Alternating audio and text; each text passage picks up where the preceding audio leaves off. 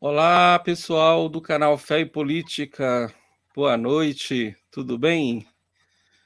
Mais uma segunda-feira, mais uma live. E eu já quero aqui falar sobre o tema que nós vamos discutir hoje, a falência dos sistemas eleitorais do Ocidente, riscos e perspectivas. Estamos aqui com o doutor Cristóvão do Espírito Santo. Então, sem mais demora, com muita objetividade, a gente já vai passar para o doutor Cristóvão e nessa noite nós vamos estar discutindo esse tema, tá, pessoal?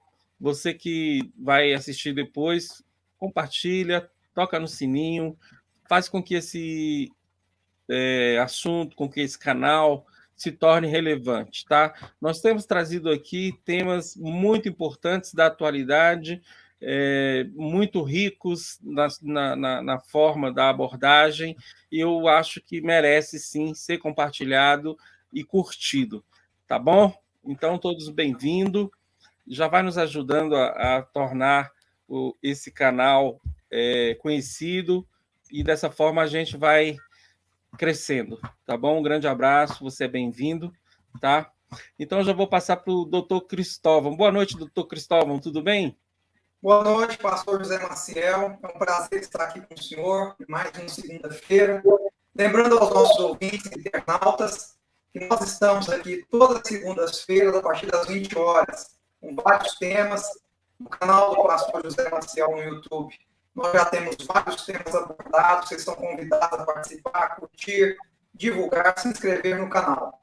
Nosso tema hoje é a respeito da falência dos sistemas eleitorais, especialmente no Ocidente.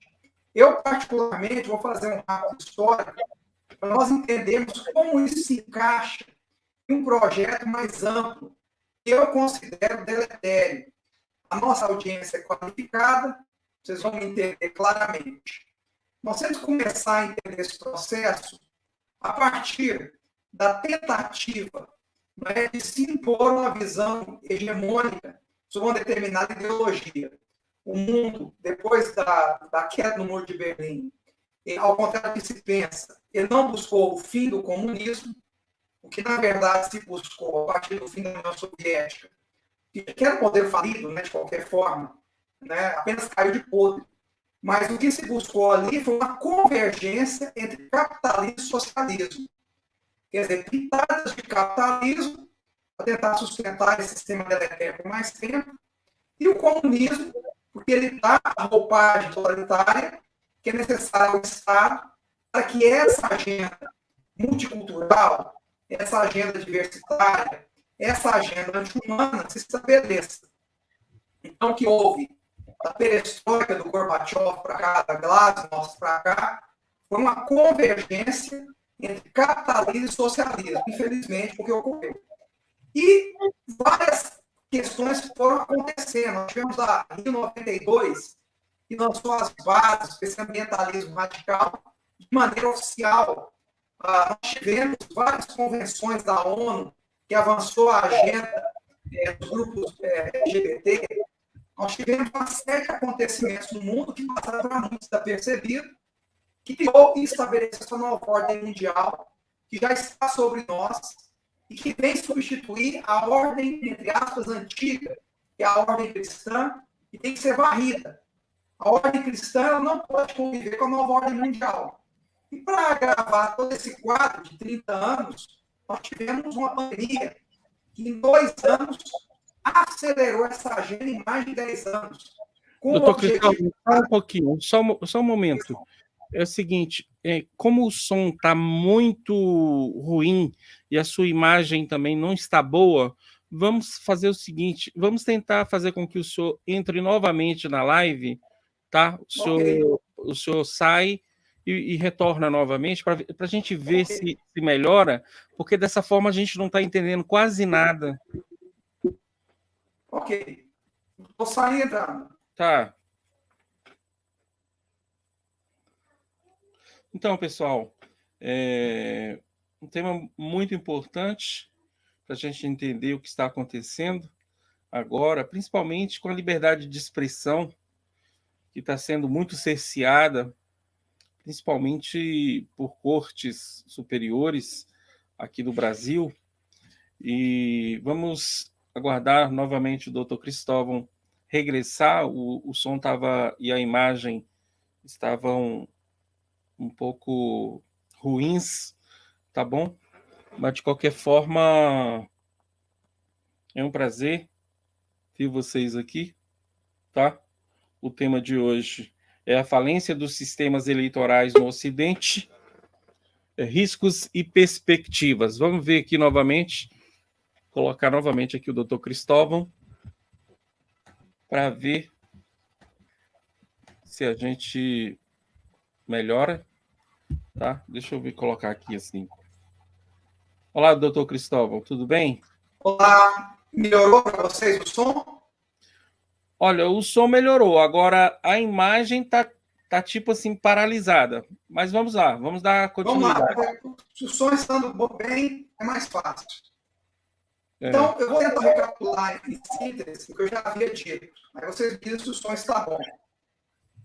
Nós tivemos, nos últimos anos, uma mudança, digamos assim, política e cultural. Não está bom o som. Não está bom? Não melhorou?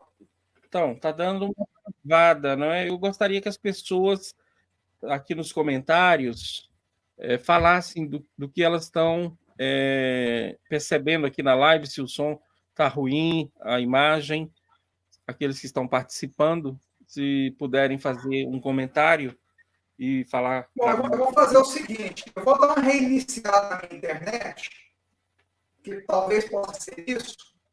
Eu tive uma dificuldade inicial com ela. Aparentemente está normal. Para mim, estou ouvindo bem, está ouvindo bem.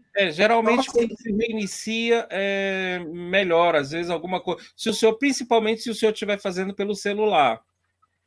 Não, eu estou fazendo pelo computador, como eu sempre faço. Eu monto meu estúdio. Está tudo normal, como a gente sempre faz. Eu acho que pode ser internet. Eu vou reiniciar e eu vou entrar novamente. Eu acho que a bênção é grande, por isso que tem resistência hoje. Vamos. Tá bom. Eu vou reiniciar. Tá. Vai demorar um pouquinho, pessoal, mas é isso aí. Enquanto isso, nós vamos estar compartilhando para que mais pessoas possam acompanhar aqui conosco. O tema é muito importante, dado que nós temos observado alguns padrões em algumas eleições que já aconteceram agora recentemente, a de 2000 nos Estados Unidos, na França, no Chile, na Colômbia e em vários países nós temos percebido alguns padrões nessas eleições e nós vamos discutir esse tema. O Dr. Cristóvão vai fazer essa abordagem, tá bom? E você pode, então, compartilhar, convidar as pessoas, seus amigos. É um tema muito importante para nós e nós vamos discutir com profundidade, tá bom? E no Brasil, uma eleição muito decisiva, não é essa agora de outubro, porque vai definir realmente qual caminho nós vamos seguir, tá? Então, compartilhe, o tema é importante e é necessário que as pessoas conheçam e vejam realmente quais são os perigos que nós temos corrido agora, quais são as nossas dificuldades. Então, vamos esperar o doutor Cristóvão regressar. Nós estávamos com uma instabilidade na internet e estava muito difícil de acompanhar, principalmente o som e a imagem. Não estava bom, mas, enfim, estamos aqui, não é? Mais uma segunda-feira para discutir um tema bem atual, relevante para os nossos dias.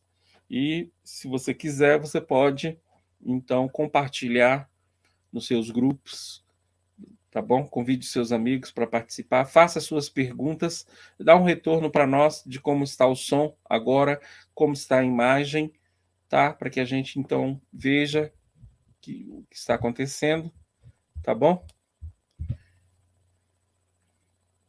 Então é isso.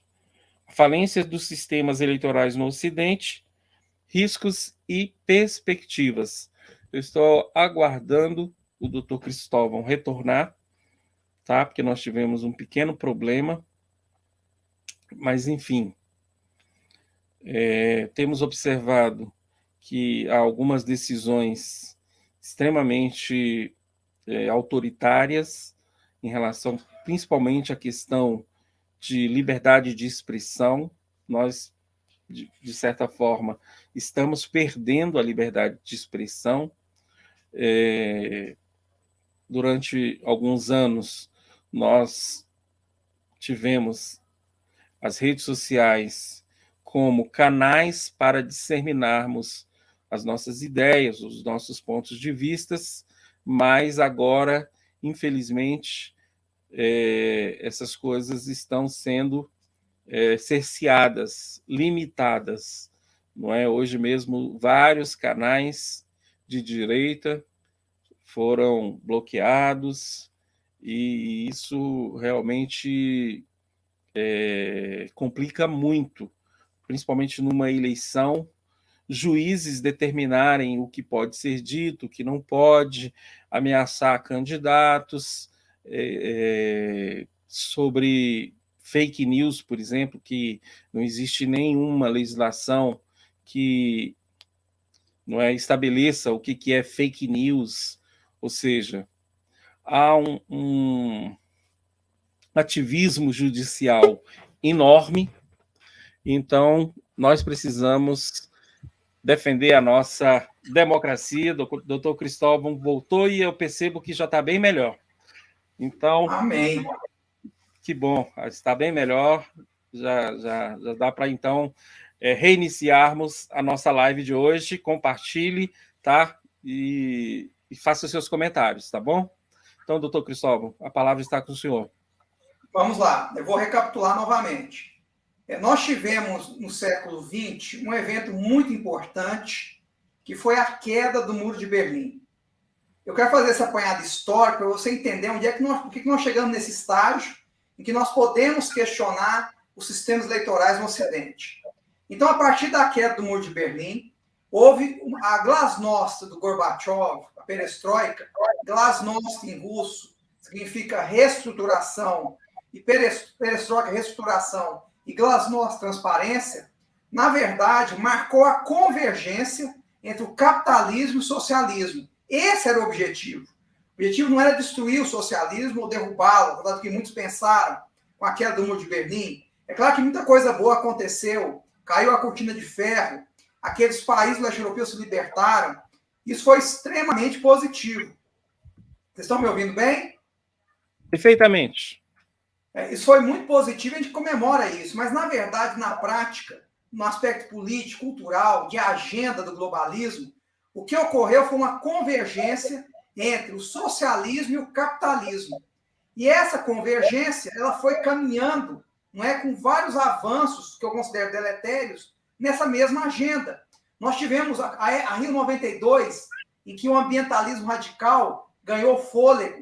Nós tivemos convenções da ONU nos anos 90, início dos anos 2000, que consolidaram a agenda LGBT, deixando claro que ninguém aqui é contra a questão dos homossexuais, nós respeitamos todas as pessoas. O que nós somos contra é aparelhar isso e outras coisas, como ambientalismo. Ninguém é contra um mundo menos poluído, mas essas coisas serem aparelhadas politicamente, ideologicamente, para destruir a humanidade é inadmissível, seja o que for. Deixar isso bem claro. Prosseguindo, nós tivemos nos últimos 2 anos a pandemia, que acelerou essa agenda de convergência entre capitalismo e socialismo em mais de 10 anos. Convergência essa que parte da premissa de um Estado autoritário, e nós sentimos o esticar dos músculos do globalismo nesses 2 anos de pandemia. Nós vimos a força que essas instituições supranacionais possuem, como a OMS, como a ONU, como o Fórum Econômico Mundial. Nós vimos toda essa agenda avançar, nós vimos comércio sendo fechado no mundo inteiro, nós vimos lockdowns no mundo inteiro sendo aplicados, à revelia do que a população pensava, que, aliás, nem sequer foi ouvida, imposto por um Estado que foi um mero executor de determinações internacionais E é isso que nós estamos vendo até os dias de hoje. Não é muito diferente do que nós estamos vendo ainda. Nós temos essa sensação de liberdade provisória, que estávamos oprimidos durante 2 anos, mas ainda há pitadas desse totalitarismo acontecendo. Né? Nós temos o caso de universidades federais, que obrigam ao passaporte sanitário. Nós temos outras situações ocorrendo em alguns lugares, em que estão se impondo máscaras novamente, e assim por diante, mesmo sem muita base científica, mas com o propósito qual? De manter o controle em engenharia social que ganharam nesses 2 anos. Só que falta uma coisa para esse projeto globalista se consolidar, para esse projeto do Fórum Econômico Mundial se consolidar, o Great Reset. O que falta? Falta controlar os sistemas eleitorais. Sem o controle dos sistemas eleitorais, nós não temos nova ordem mundial. Porque a população pode, numa eleição, num sistema eleitoral justo, reverter isso. Não é? Mudando o seu quadro de políticos, de deputados, de governadores, etc. Num sistema controlado, nós vamos ter cartas marcadas em que as pessoas de interesse desse sistema global ganham sempre, que é o que ocorre em ditaduras, como na Coreia do Norte, como na antiga União Soviética, mesmo na Rússia atual, como em Cuba, não é? E assim por diante.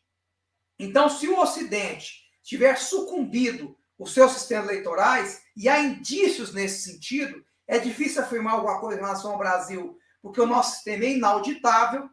Nós devemos lembrar que em 2014, o PSDB, depois daquela estranha eleição entre Dilma e Aécio Neves, o PSDB contratou uma empresa chamada Kroll, se eu não me engano, radicada na Suíça, que tentou fazer essa auditoria e não foi possível, porque segundo essa mesma empresa, o nosso sistema é inauditável, isso é fato, isso não é opinião.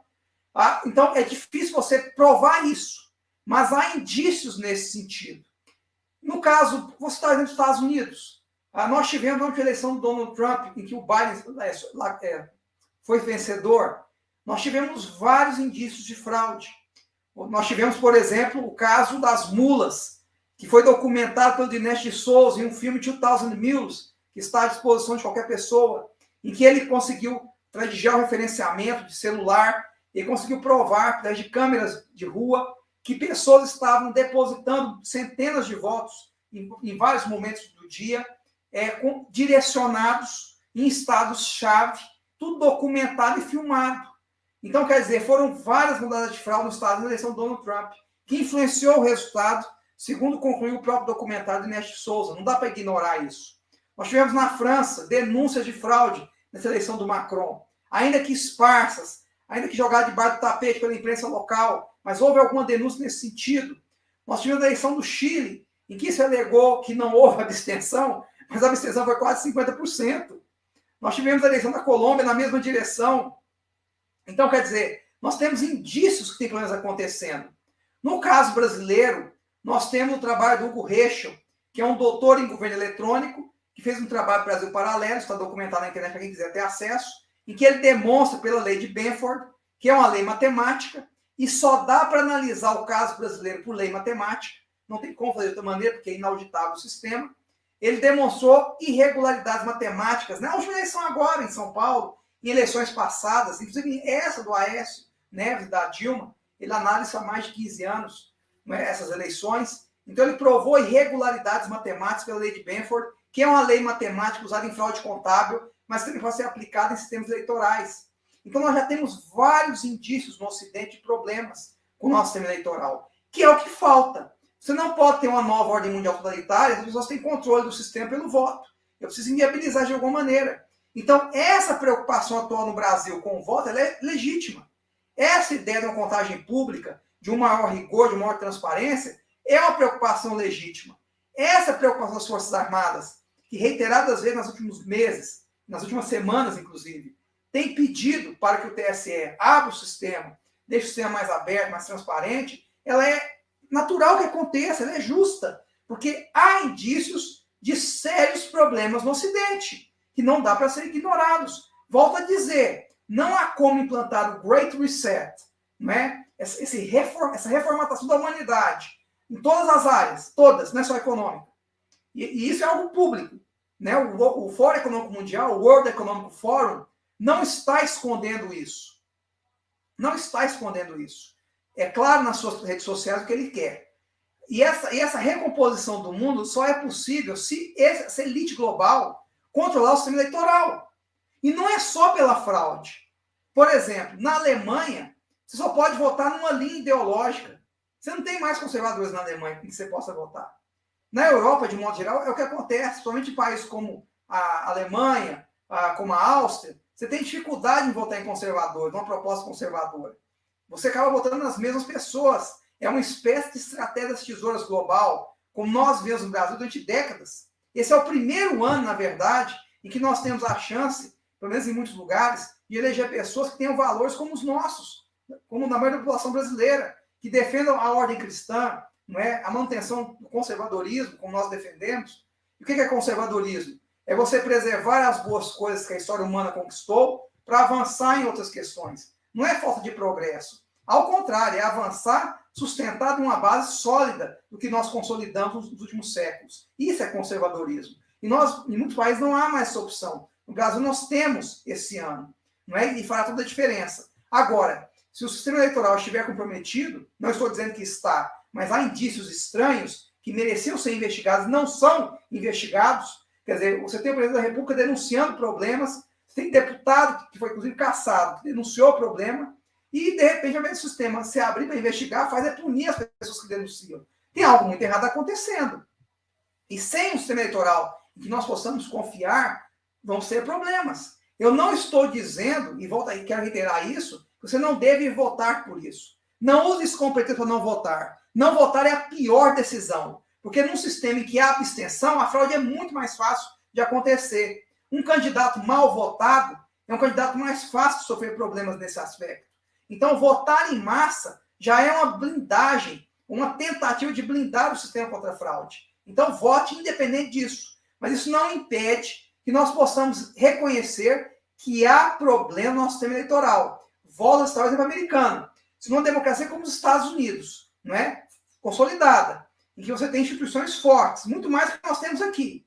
Você tem problemas seríssimos na última eleição, o que dirá no Brasil, o que dirá em outros países. Então, esse precedente aberto nos Estados Unidos, não é, da democracia americana, é muito grave e é um incentivo para que esse sistema globalista, dessas elites globais, tome o último bastião de resistência, que é o sistema eleitoral. Então, sim, há um risco de colapso desse sistema no Ocidente, dele ser tomado por essas forças e os resultados não serem confiáveis.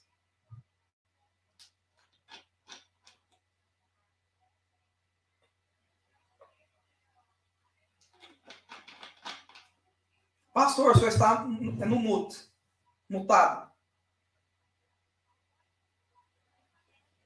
Tá bom, desculpa. O doutor Cristóvão, então, conceituou o globalismo, gente.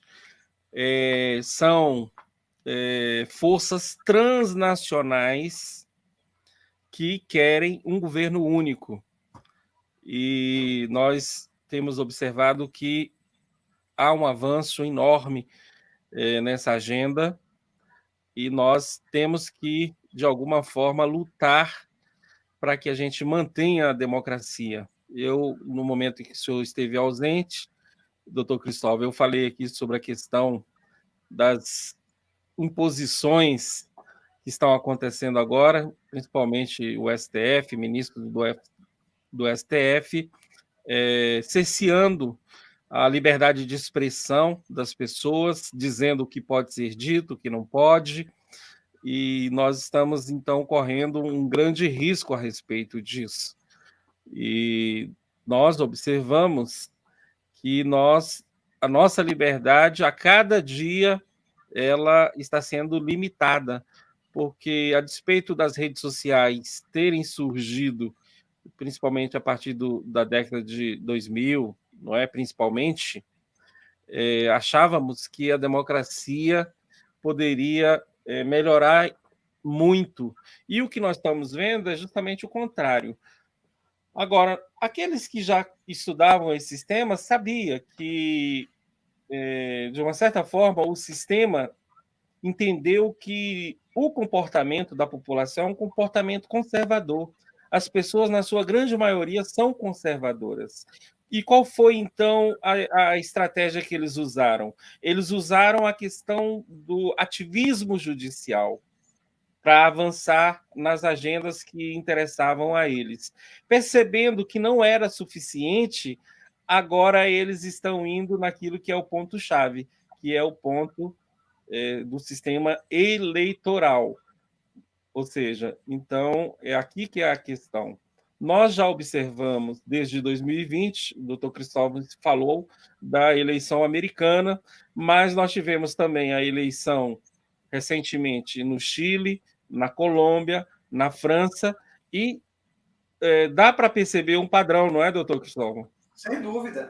Sem dúvida. Lembrando o caso da Holanda recente, em que o Ministério do Meio Ambiente soltou uma espécie de sugestão para que a área agricultável da Holanda fosse reduzida em 30%, o que vai quebrar o país depende de exportações agrícolas, é um grande produtor de alimentos, a Holanda, inclusive para a Europa, de uma forma insana, por um ambientalismo louco, por essa agenda global estúpida, foi determinado por decisão do parlamento essa redução diária.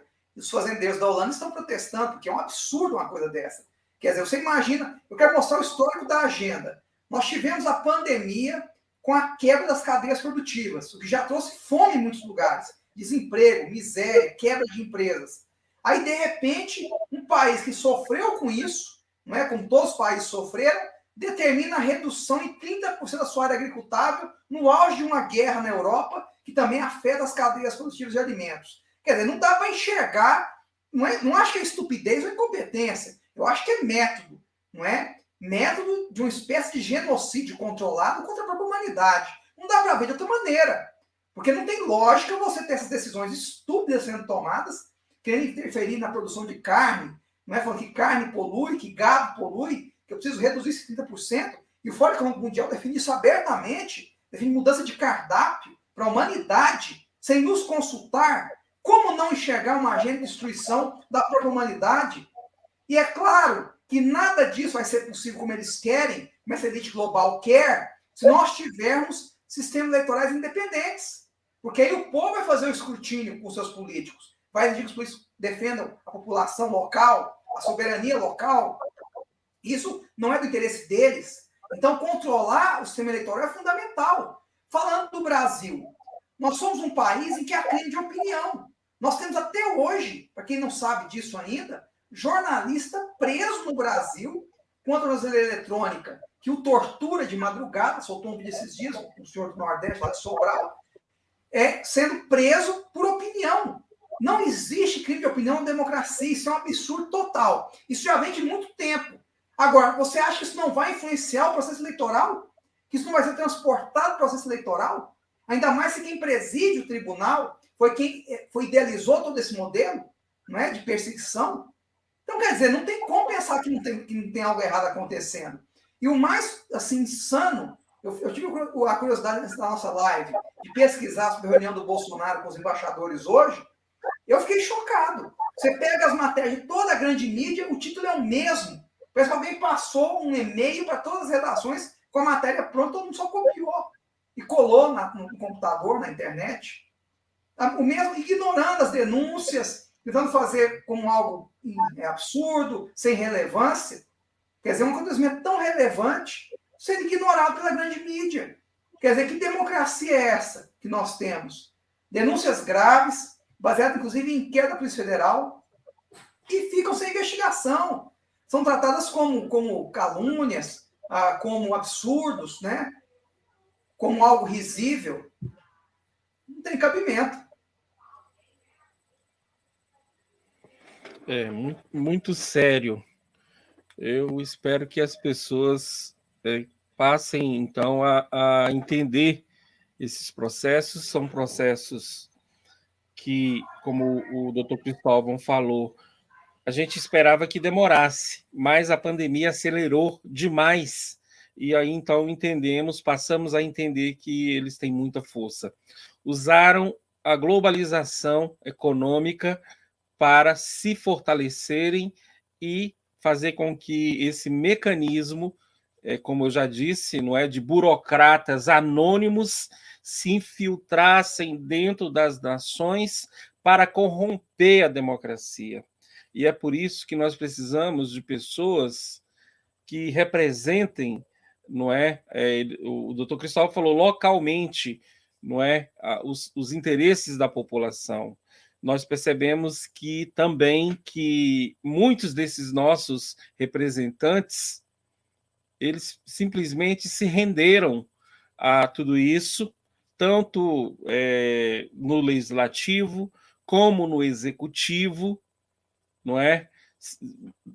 Tanto o executivo estadual, não é? Agora não, porque nós temos um presidente que é patriota, não é? Mas no passado, infelizmente, nessas administrações que nós tivemos aí com 30 anos da esquerda no poder, eles simplesmente enviaram muitas leis, foram encaminhadas por essas instituições e recepcionadas, muitas delas, sem nem passar pelo Congresso Nacional. E outros que os próprios deputados apresentaram, foram aprovadas e legislaram sobre vários temas nossos muito importantes, como, por exemplo, meio ambiente, questões de terras indígenas e outros temas que, para nós cristãos, por exemplo, são extremamente caros, não é? E agora, quando nós estamos conversando sobre essas questões, que estamos tendo a oportunidade de compartilhar com a população essas informações, a gente não sabe mais nem se há tempo. O que o senhor acha, doutor Cristóvão? Há tempo para que a gente, de alguma forma, amenize aí essa situação? Eu acho que só de nós estarmos aqui ainda conversando sobre isso, eu tenho esperança. Nós temos que ter esperança. Eu creio em algo que possa acontecer até a eleição no Brasil, que nos traga alguma segurança. Eu tenho essa esperança, até por todo o esforço que muitos estão fazendo, inclusive as Forças Armadas. Então, eu espero que a gente possa ter realmente essa esperança. Agora, não dá para ser ingênuo. Nós tivemos um evento em Harvard, patrocinado por uma fundação internacional globalista, que é a Fundação Lehman, ligada ao Jorge Paulo Lemann, que é um representante do globalismo no Brasil, um dos mais importantes, com uma pegada muito forte na educação. É um homem hoje proprietário de redes e redes de colégios, de escolas, no Brasil inteiro, muito influente no MEC, não é? Influente no Congresso, com a bancada Lehman, em que ele tem forte influência, um homem muito poderoso. Convocou essa reunião em Harvard, levou o ministro Lewandowski, levou o ministro Barroso, levou Tabata Amaral, e numa conversa aberta, isso está gravado, eles não escondem isso, o governo Bolsonaro foi chamado de inimigo. E não é porque é o governo Bolsonaro, porque fosse qualquer governo, foi chamado de inimigo. E o próprio Jorge Paulo Lemann afirmou que o Brasil teria um novo presidente ano que vem. E o próprio Barroso afirmou, usando a expressão inimigo, que eles estavam vencendo, que eles eram muito poderosos. Então, quer dizer, são essas pessoas que vão julgar o pleito eleitoral esse ano. Nós temos um ministro que persegue o presidente da República abertamente, que já perdeu a sua imparcialidade, que vai comandar o Tribunal Superior Eleitoral.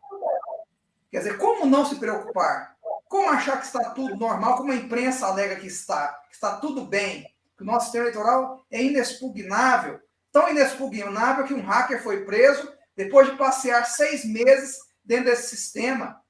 E a ameaça interna que o Exército, não são palavras minhas, que as Forças Armadas alegam que não estão impedidas. A ameaça interna dentro do próprio TSE de uma fraude interna por servidores do TSE, por pessoas ligadas ao TSE, o que é plausível. Por que não seria plausível? Qual a segurança que nós temos que isso não possa acontecer num sistema totalmente eletrônico em que eu não posso fazer a contraprova analógica? Porque o voto impresso, apesar de aprovado por emenda constitucional, foi considerado inconstitucional. Quer dizer, que receio é esse de dar transparência ao sistema no Brasil? E os exemplos que nós citamos no exterior? Nos Estados Unidos, que é uma democracia consolidada, que ainda tem voto em cédula, foi possível fraude de diversas formas, como essa, denunciada no documentário, para deixar claro, o trabalho do Neste Souza não é uma obra de ficção, não é uma história, é um documentário em que está documentada a fraude nos Estados Unidos, de forma clara, escandalosa, e também a grande mídia do mundo inteiro faz silêncio em relação a isso. Então, o jogo tem sido esse, a criação dos falsos consensos, a espiral do silêncio, em que as notícias acontecem, os fatos acontecem, são ignorados. por essa grande imprensa, para que as pessoas não saibam disso. E nós ficamos aqui nas redes sociais lutando para a verdade chegar, para escapar desse controle, dessa censura global. Porque não é só no Brasil, é no mundo inteiro. No mundo inteiro. Coisas absurdas ocorreram na Alemanha durante a pandemia, ocorreram na Europa durante a pandemia, e ficaram desapercebidas, porque não ganharam a imprensa. Por exemplo, essa proteção ao grande capital farmacêutico que nós estamos tendo hoje. Pegaram a indústria farmacêutica e colocaram no pedestal, como se tudo que tivesse feito na pandemia estivesse correto, sem nenhum questionamento. E os povos, é bom que se diga isso, foram traídos pelos seus próprios políticos. E estão sendo até hoje. Você vai na Nova Zelândia, aquela primeira-ministra louca, desculpa a expressão que tem lá, que criou campos de quarentena para os neozelandeses. Na Austrália não é diferente, uma loucura total. Pegaram o sistema chinês de crédito social e levaram para a Austrália. Escravizaram as pessoas por 2 anos na Austrália. Cenas horríveis, patéticas. Você não poder sair da sua casa, não poder atravessar de uma cidade para outra. Barreiras policiais. Que mundo é esse que nós estamos construindo? Ninguém questiona nada. E os polícias cedem a isso e aplaudem e vão junto, fazem o pior, são cúmplices dessa loucura toda. E ninguém reage. Decisões tomadas fora dos países, por meia dúzia de uma elite arrogante, presunçosa, porque é bilionária, acha que pode mandar no mundo inteiro sem passar pelos controles democráticos. E nós estamos aqui ignorando tudo isso. Estamos aqui nas redes sociais lutando para trazer essa mensagem às pessoas. Então, é hora de despertar. Não podemos ter a abstenção que estamos tendo. E é uma abstenção estranha. Na minha cidade, na última eleição municipal, tivemos uma abstenção, considerando ausências, votos nulos e brancos, de 50%. Isso é inadmissível. Você não precisa nem de fraude. Você cria um clima que as pessoas não vão votar. Essa turma do globalismo, ligada à esquerda nacional e mundial, se é muito organizada, vai votar, toma conta de tudo. É como fizeram no Chile. E se a fraude nesse país não tem que começar pela abstenção? Nós também não podemos afirmar nem sim, nem que não. Então, votar é muito importante. Votar é muito importante. E os problemas que surgem têm que ser investigados. O que eu questiono não é se existe fraude ou não. É porque não se investiga os problemas voltados. Não é de hoje que isso tem sido denunciado. Há várias eleições foi denunciado. E cadê a investigação? Por que quando o PSDB pediu para cancelar o processo de auditoria, porque a eleição brasileira é inauditável segundo a CROL, por que não foi investigado isso? Por que as denúncias que pipocaram os WhatsApps na eleição do Bolsonaro não foram investigadas? Por que denúncias foram feitas durante o período da última eleição municipal, que eu presenciei aqui na minha cidade, problemas? Não tem notícia de investigação a respeito. Por que essas coisas estão acontecendo? A revelia, sem investigação. Eu não estou dizendo que há fraude. Eu estou dizendo que isso tem que ser investigado. O Francisquini fez uma denúncia, foi cassado por fazê-la como deputado. Quer dizer, quem denuncia é perseguido e não é investigado. Tem algo muito errado acontecendo. E, de fato, o que o presidente está querendo é mais transparência, não é? E eu acho que quanto mais transparência, mais a possibilidade de poder fazer uma auditoria, porque o sistema não tem condições de se fazer auditoria nele. Para que vocês entendam, pessoal, eu aqui nesse canal eu já entrevistei o procurador Ximenes, né? Felipe Ximenes, lá do Mato Grosso do Sul. E desde 96 que nós adotamos essas urnas. Mas qual é a questão? Em muitos lugares, isso foi atualizado. Né? Você já tem urnas de terceira e quarta geração, não é? E segundo nós sabemos, só Bangladesh e Butão têm o modelo do Brasil, não é? Aonde lá você pode votar, por exemplo, no Uruguai, no Paraguai, aqui que já tem urnas de terceira geração.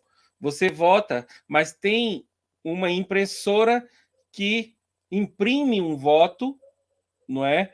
E cai dentro de uma caixinha, e esse processo ele pode ser auditado tranquilamente, mas o nosso, infelizmente, não. Nós temos que acreditar que aquele mecanismo ali está funcionando bem e que está tudo certo.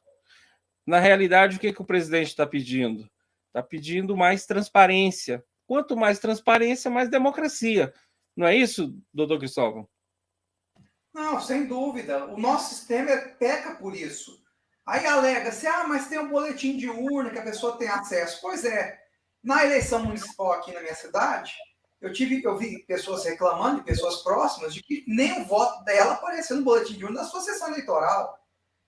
Quer dizer, e ninguém investigou isso. E foram várias denúncias naquela época, agora, na eleição municipal passada, nesse sentido, no Brasil inteiro, pipocou as redes sociais na época.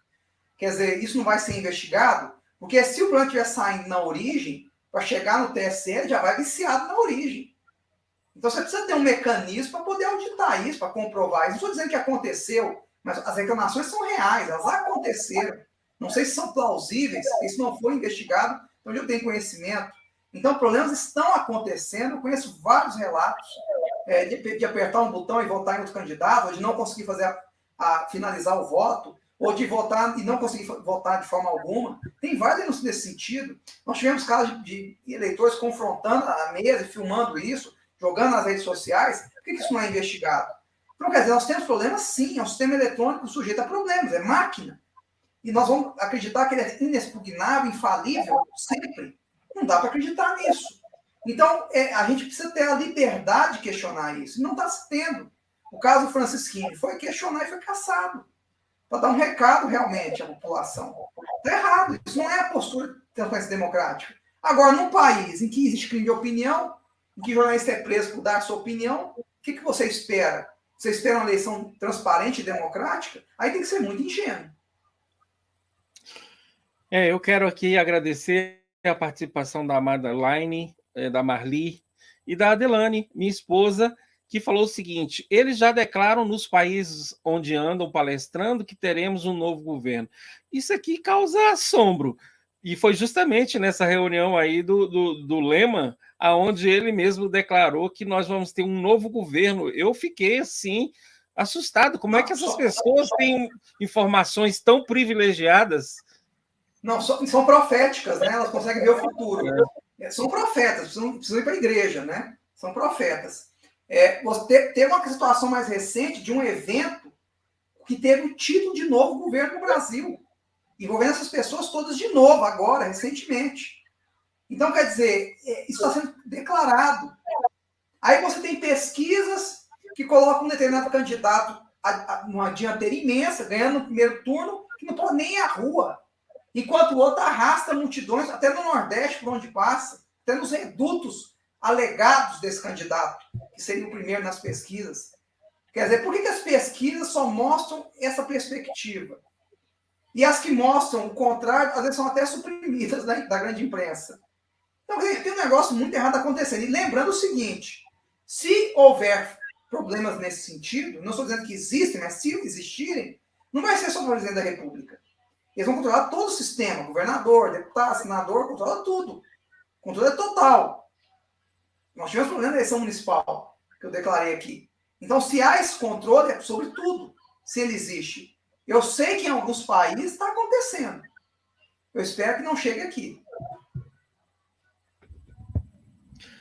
Então, a esquerda trabalhou todos esses anos, doutor Cristóvão, dizendo que ela estava defendendo o trabalhador, as mulheres, os negros, não é? Os jovens, para, na realidade, agora estar numa aliança com os globalistas apenas pelo poder, pelo controle, somente por isso.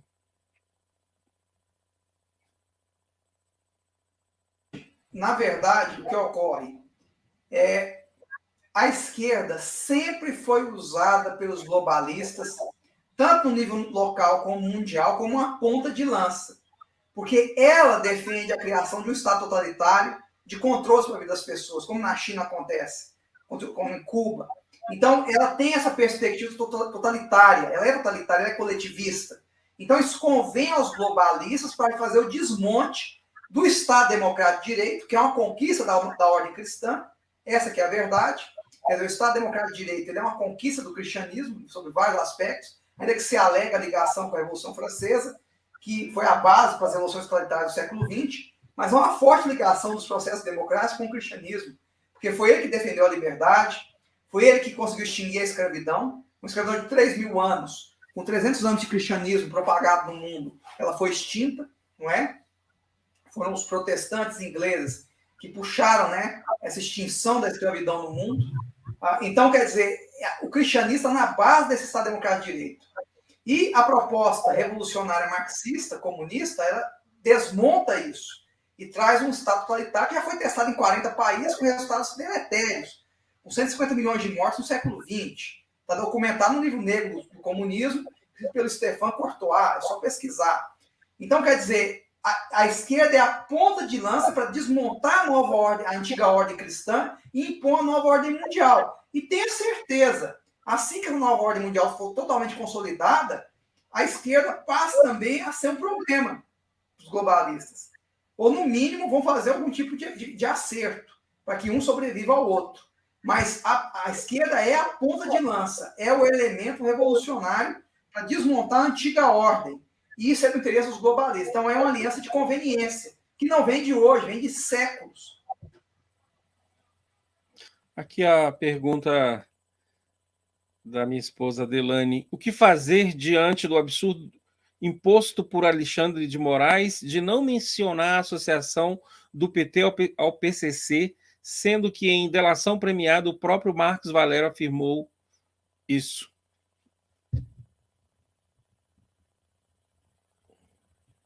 O senhor está sem som. Isso é um absurdo. Ao invés de investigar a relação, você pune aquele que denuncia. Quer dizer, isso não tem nenhum sentido, está acontecendo em tudo. Você faz uma denúncia, ela tem que ser investigada, e no lugar de ser investigada, quem denuncia é punido. Ou com boicote, ou com processo, ou com inquérito das fake news. Quer dizer, isso é um absurdo total, isso é inaceitável. Mas está acontecendo no Brasil, e não é só nesse caso, é em todos os casos. Se no governo Bolsonaro querem acabar com a liberdade de expressão, imagino que não farão em um governo de esquerda. Não, não tenha dúvida quanto a isso. Se um governo de esquerda tomar o poder, o STF vai descansar e o ditador de plantão é que vai fazer todo o trabalho. O STF vai... Foi assim na Venezuela. Uma das coisas que ocorreu na Venezuela foi a conquista da Suprema Corte por Chaves. Quando ele dominou a Suprema Corte, ele dominou o sistema todo. Então, é uma estratégia que já foi testada em outros lugares. Agora, nós estamos numa situação muito difícil, porque o órgão que deveria se preocupar com a Constituição, com o Estado Democrático de Direito, infelizmente, está dando sinais de estar de acordo com tudo isso. Quer dizer, nós vamos recorrer a quem? Por isso que a situação é desesperadora. Por isso que as Forças Armadas estão vindo agir. Porque a situação é desesperadora. Tão desesperador que até as Forças Armadas estão deitadas em berço esplêndido, resolveram mostrar a cara. Porque estão vendo para onde o barco está indo. E essa é a minha esperança. Eu não estou falando de intervenção militar, que isso é uma bobagem. Não estou falando de artigo 142.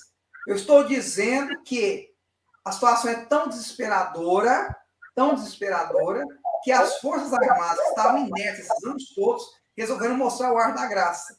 Até porque foram convidadas pelo TSE a opinar. Não sei se esperavam que ela fosse lá só para bater palmas, mas ela pegou os melhores técnicos que ela tem em cibersegurança, em ataque cibernético, colocou dentro do TSE e constatou uma série de problemas. Então, isso me traz alguma esperança. Pelo menos a coisa está às claras. Agora, qual vai ser o resultado disso? Isso é imprevisível, nós não sabemos. Então, a Marli está falando aqui, além da perda de liberdade, vão querer aprovar o aborto? Isso é terrível. Não é só o aborto. A justiça brasileira, através dos tribunais superiores, com o caso do STF, está avançando toda a agenda de esquerda no Brasil por decisão judicial, sem passar pelo Congresso. O aborto é um exemplo. E outras questões são um exemplo. Por exemplo, a equiparação do crime de homofobia ao crime de racismo, isso é uma excrescência jurídica. Não estou entrando no mérito se é justo ou não. Eu estou dizendo que, do ponto de vista jurídico, não podia ter acontecido. Você não pode ter crime por analogia, criar tipo penal por decisão judicial. Isso não existe. Então, existe uma agenda avançando nas cortes, não é só no Brasil, isso é um fenômeno mundial, uma agenda avançando na canetada da decisão judicial sem passar pelo Congresso. E o Congresso, ao invés de ter uma posição altiva, para defender a sua independência, se sujeita a isso. Não só no Brasil, mas no mundo inteiro. Porque os sistemas eleitorais estão sendo dominados. Estão sendo dominados. O que nós falamos no início da live. Então é muito preocupante. E esse ano nós temos que fazer esse renovo. Eu não falo isso para tirar a esperança de você que vai votar. Vote nos seus candidatos. Vote mesmo. Se nós temos alguma chance, é votando em massa. Porque se desistir do voto vai ser muito mais fácil. Muito mais fácil. Isso vale para o mundo inteiro. Não é só para o Brasil, não. O fato é que há um desequilíbrio nos poderes. Nós percebemos que, infelizmente, a Suprema Corte abandonou o papel de ser apenas o guardião da Constituição e passaram a fazer militância política. Isso é muito grave, porque causa desequilíbrios das forças. Infelizmente, nós vimos o Senado Federal, não é, que é a casa onde poderia se administrar essa situação, infelizmente paralisada, não é, em função dos vários interesses de muitos senadores que infelizmente respondem processos lá no Supremo Tribunal Federal, muito embora na semana passada nós tivemos uma audiência pública para tratar dessas questões de eleições, e o ministro da Defesa foi, juntamente com vários outros não é, participantes de diversas áreas, e foi uma audiência pública muito rica, onde se abordou vários temas, inclusive o da insegurança das urnas, de todos esses problemas que nós temos falado aqui e temos acompanhado já há alguns anos essa discussão, porque já houve na Câmara muita discussão. Esteve lá também o deputado Felipe Barros, que foi o relator da PEC 135 da Biaquices, ou seja, ao menos o Senado agora fez essa audiência pública, porque já é uma esperança. Isso foi extremamente importante, pastor Zé Maciel. Eu fiquei muito feliz com a notícia. Mas você veja a dificuldade. Quer dizer, foi uma audiência pública extremamente importante para o país que foi ignorada na grande mídia. Você não vê uma linha sobre isso em lugar nenhum. Isso é preocupante. Quer dizer, a coisa está totalmente aparelhada em favor de uma direção. A questão não é a paixão política de um lado ou outro. Nenhum presidente deveria estar passando por isso, seja qual for. A questão é muito maior do que uma questão política e ideológica. É que tipo de sistema nós estamos construindo. Então você imagina, mesmo uma reunião tão importante como essa, foi completamente ignorada pela grande mídia, com denúncias importantes que ocorreram ali. Então isso é muito preocupante. Isso é muito preocupante. A gente vê o histórico de tudo isso, não é? Você tem abertamente uma guerra declarada ao atual governo federal por forças que vão influenciar a eleição, que vão julgá-la muitas vezes. Citei o exemplo do encontro em Harvard, que a Fundação Leão patrocinou. Então a gente vê claramente esses agentes, e quanto mais perto da eleição, mais clara a estratégia vai ficando. Você vê as pesquisas, você vê o que eles afirmam na imprensa, na grande mídia, você vê os eventos que eles promovem. Então, quer dizer, está tudo muito bem organizado. Agora, qual que é a minha esperança? Que a partir dessa semente, que foi essa reunião que ocorreu no Senado, no Congresso, nós possamos partir para algo mais efetivo para garantir a lisura do processo, que é do interesse de todas as pessoas de bem. Quer dizer, ninguém está pedindo para privilegiar um lado, ao contrário. Está pedindo para colocar as pessoas no mesmo patamar com transparência. Esse é o pleito. O que tem de antidemocrático nisso? Pessoal, o Klaus Schwab disse que nós não vamos ter nada, mas vamos ser felizes. Pois é. Fora Econômico Mundial afirmou isso, em uma publicidade belíssima. Como fez também recentemente uma publicidade defendendo um novo cardápio para a humanidade. Aliás, os itens citados nunca ouvi falar. Não sei se é capim, se é mato, o que é aquilo ali? Moita, não sei. Você vai comer essas coisas, vai ter que ser feliz e achar bom. E é interessante que no final da publicidade, eu tenho ela inclusive nas minhas redes sociais, para quem quiser assistir, no final da publicidade, eles não pedem permissão para você. Eles falam como você irá se adaptar a essa realidade. E já tratam como realidade. Impor um novo cardápio sem proteína animal, que é fundamental, inclusive para a masculinidade, tá? Homem do sexo masculino não fica sem carne, sem proteína animal, não dá. Me desculpem os que pensam diferente. Certos processos bioquímicos dependem da proteína animal. Não dá para prescindir. Você vai ter uma humanidade ainda mais doente depois de uma pandemia. Esse pessoal é louco. E os políticos, ao invés de nos defender, estão abraçando todas essas coisas, sem nenhum questionamento. Eu vejo aqui pelo meu estado, né, o meu governador, o que ele já fez nesse sentido, lançando essa agenda aqui no meu estado. O sujeito que foi eleito se dizendo conservador. Então, quer dizer, isso é uma vergonha. Isso é uma vergonha. E eu volto a dizer, nenhum governador merece ser reeleito. Nenhum. Nenhum. Talvez o Zema, para não ter o Calil, governador de Minas Gerais. Entre o Zema e o Calil, eu fico com o Zema. É a exceção que eu aceito, por causa do contexto, que nem ele mereceria. Todos abraçaram essa agência sem nenhum questionamento. Todos. Então isso é uma vergonha. Prefeitos do mesmo jeito não merecem ser eleitos. É isso aí, pessoal. Eu gostaria de aqui falar para vocês o seguinte: ó, me sigam lá no Instagram, @JoséMacielDF. Sigam também o Dr. Cristóvão, Cristóvão Cristão, lá no Instagram, tá bom? O Dr. Cristóvão é um renomado palestrante conservador aí do Goiás, de Goiânia. Inclusive, quero parabenizar o senhor pela a sua passada lá no podcast do conservador lá de Goiânia, o nosso Gustavo amigo Gaia. Gustavo Gaia. Foi muito interessante lá, não é? E é isso aí. Nós, conservadores, temos que estar juntos, não é? E essas mudanças, nós temos a responsabilidade de fazer. Estamos avisando antes para as pessoas. Eu creio que há realmente uma mudança, eu percebo, eu estou nas ruas, eu estou conversando com pessoas e elas querem e desejam pessoas sérias na política. Elas desejam pessoas que possam representar os nossos valores, o valor da fé cristã, não é? Os nossos princípios, a família. É isso que as pessoas querem. E querem pessoas que saibam administrar bem a sua cidade, não é? Porque elas sabem dos efeitos, os impactos que isso pode causar no futuro.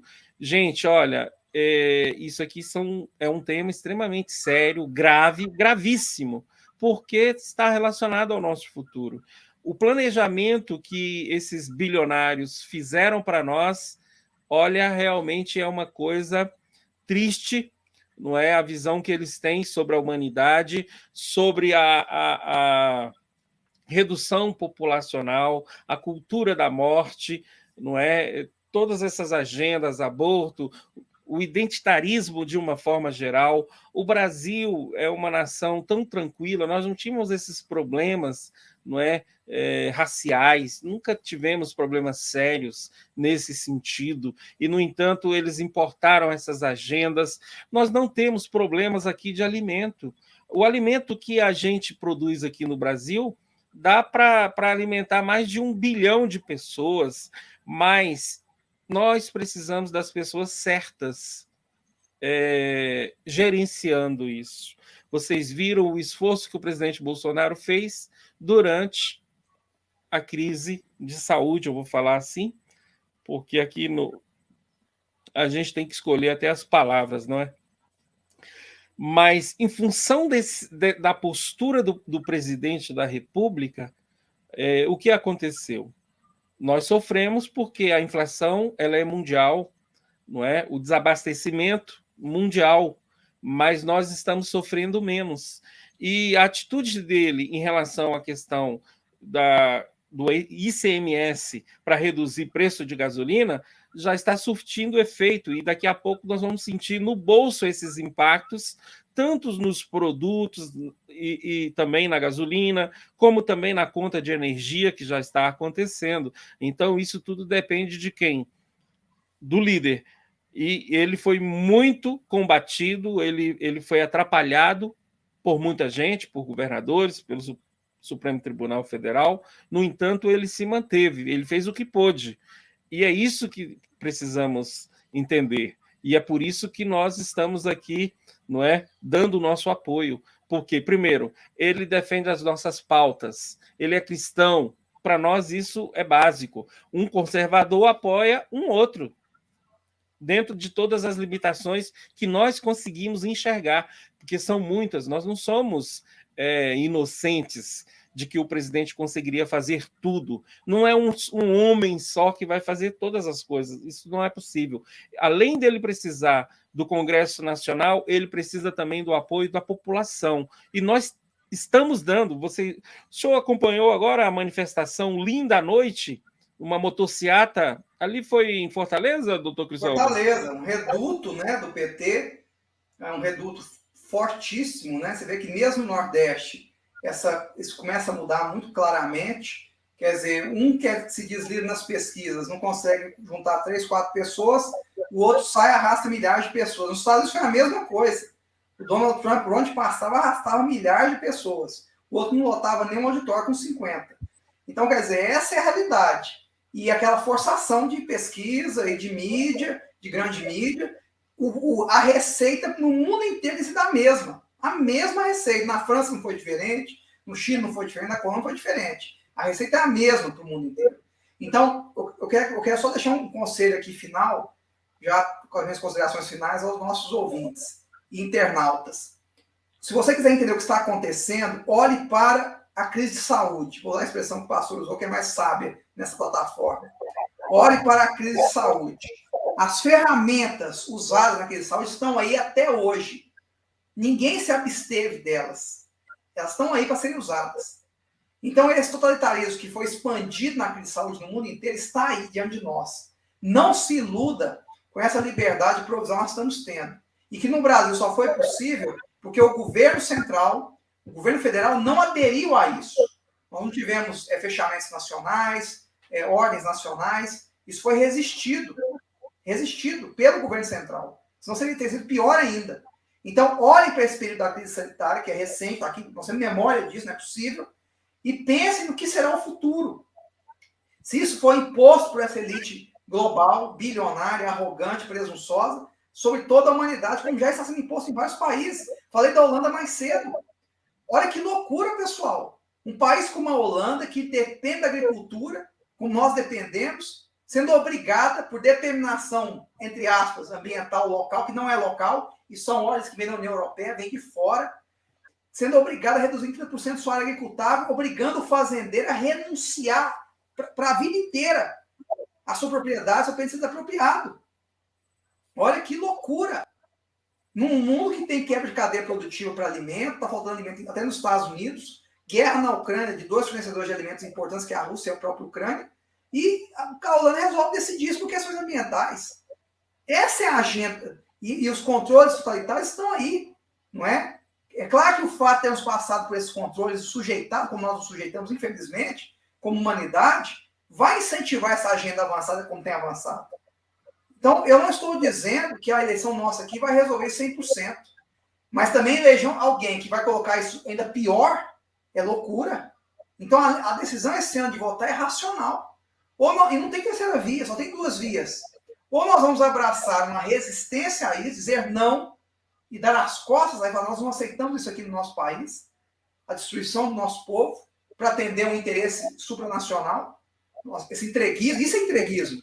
Isso é fascismo. Isso é fascismo global. Nós não vamos aceitar isso. Ou nós vamos abraçar isso. Só tem essas 2 vias. E o sistema está inteirinho querendo abraçar essa via do totalitarismo global. O sistema inteiro. A gente tem um pontinho de resistência nas pessoas que vão se eleger esse ano, para tentar resistir com dignidade. Então, pense bem antes de votar e vote. Independente do que nós estamos demonstrando aqui em relação à falência dos termos eleitorais, se você quiser ter alguma chance de resistência, vote em massa, para diminuir esse risco. Pense nisso. É isso, pessoal. Nós vamos caminhar, então, para o final. Já estamos aqui a 1h04. Para aqueles que estão aqui e vão assistir depois, nós tivemos um pouco de instabilidade no início. Você adianta aí alguns minutinhos, tá? E tudo vai voltar tranquilamente, porque nós estávamos tendo um probleminha de som e de vídeo com o Dr. Cristóvão, tá bom? Eu quero agradecer a todos vocês que estão aqui, que estiveram aqui. Esse tema é um tema muito importante. Eu acho que vocês estão observando as coisas. Se não estiver acompanhando a grande mídia, tá? Se você estiver acompanhando os canais conservadores de direita, você está entendendo o que está acontecendo. O que está bloqueando a ação desses globalistas ainda é a Rússia. Nós não gostamos de guerra, nós somos contra a guerra. Entendemos o sofrimento dos ucranianos, tá? Mas o que está bloqueando, depois um dia nós podemos aqui até tratar desse tema, porque o mundo mudou, já comentei isso já aqui. Vamos deixar, só me interromper o senhor, se não surgir nada até segunda-feira que vem, às vezes surgir alguma coisa mais urgente, vamos tratar da guerra da Ucrânia no próximo encontro. Sim, sim. E aí, gente, a gente vai poder esclarecer, porque nós aqui na nossa vida terrena, nós agora, no tempo histórico, nós somos um pontinho.